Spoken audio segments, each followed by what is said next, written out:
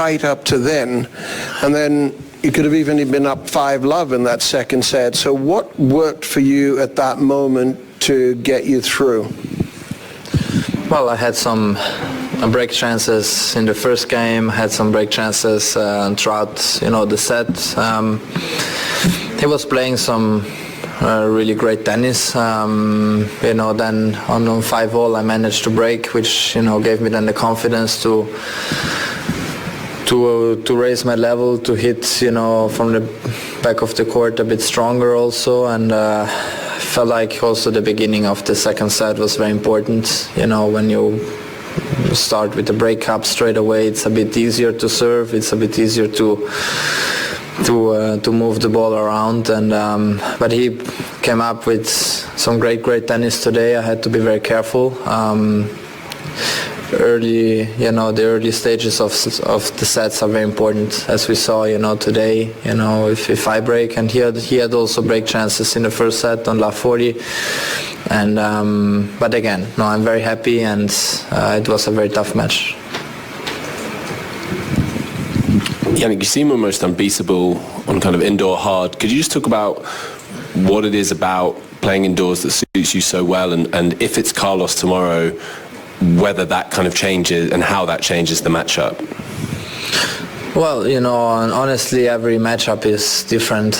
It's we saw it in Rome and Paris. Even if it's the same surface, but it can change. I'm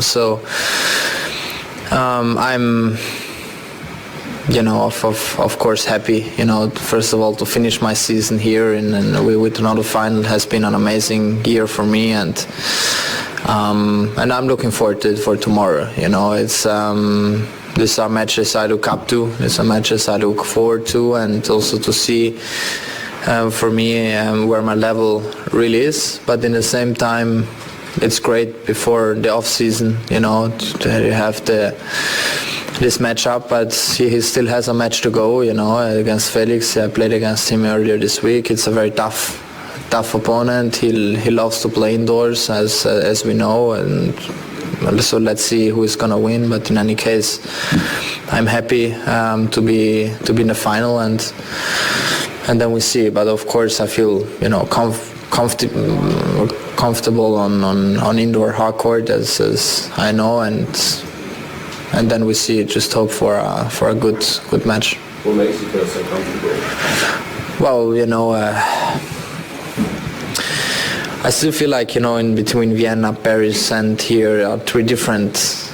Right here, Jannik's explanation highlights a key element of elite tennis timing and momentum. Notice how he emphasizes converting those early break chances in the first set. That single break wasn't just a statistical advantage. It gave him the confidence to elevate his baseline power and dictate points. At 5-5 in a tight opening set, converting a critical break can completely shift the mental tide, giving the player an edge not only in points but in overall court control. Indoor hard courts amplify this effect.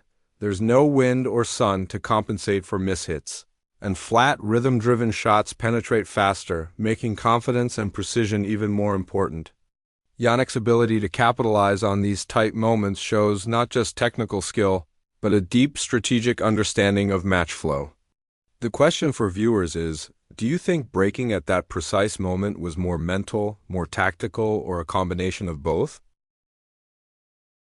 Scenarios, because of the court, the size of the court, it's all a bit different, but in the same time you don't have to handle the wind or the sun and many other things and scenarios, and I feel just very comfortable, but in the same time it suits my game maybe the best, because I'm someone who is quite flat and has this rhythm game, which gives me the confidence to keep going for shots and changing direction a little bit easier. So I think that's what indoor tennis is. It makes me feel comfortable.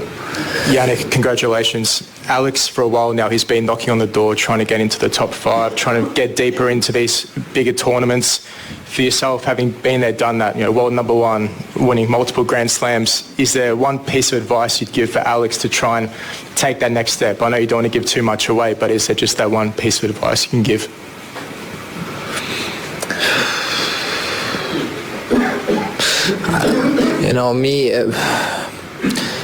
As I've played a lot lately against him, and I feel like he has improved week after week, to be honest. I mean, also today, the backhand was much stronger than maybe in Vienna, so he is getting, a better and more consistent player in high levels, and he can now play this high level not only for half a set, but he goes basically all out, and at the end of the day, at top 5, I think he can make it,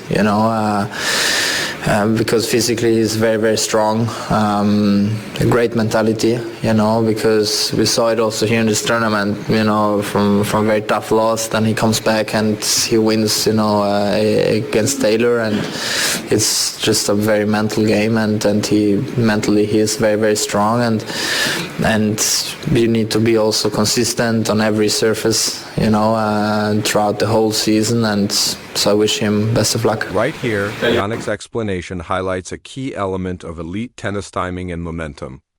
Notice how he emphasizes converting those early break chances in the first set. That single break wasn't just a statistical advantage. It gave him the confidence to elevate his baseline power and dictate points. At 5-5 in a tight opening set, converting a critical break can completely shift the mental tide, giving the player an edge not only in points but in overall court control. Indoor hard courts amplify this effect.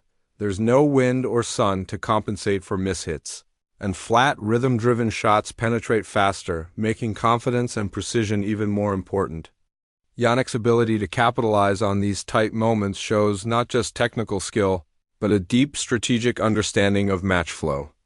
The question for viewers is, do you think breaking at that precise moment was more mental, more tactical, or a combination of both?